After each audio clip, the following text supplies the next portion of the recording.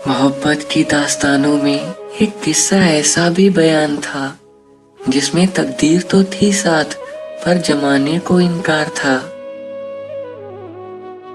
हुआ ये कि होते होते मोहब्बत तो हो गई उन आशिकों को, पर नजरों में दुनिया के वो प्यार बहुत गुनहगार था।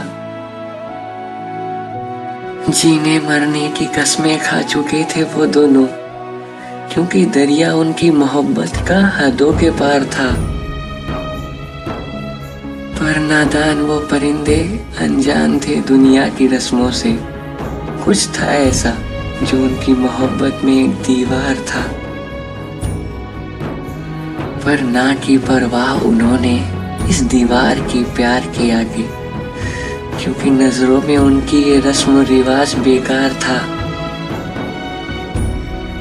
पर अफसोस जमाने ने मिलकर जुदा किया उन दोनों की सच्ची मोहब्बत को, और उसी दिन खत्म उन दो आशिकों की जिंदगी का भी करार था।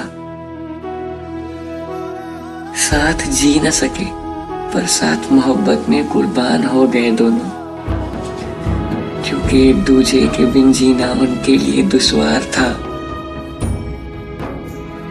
अपनी मज़ार पर उन दोनों दीवानों ने एक आखिरी पैगाम लिखा, जिसमें लिखा गया सारे जमाने के लिए एक ऐलान था।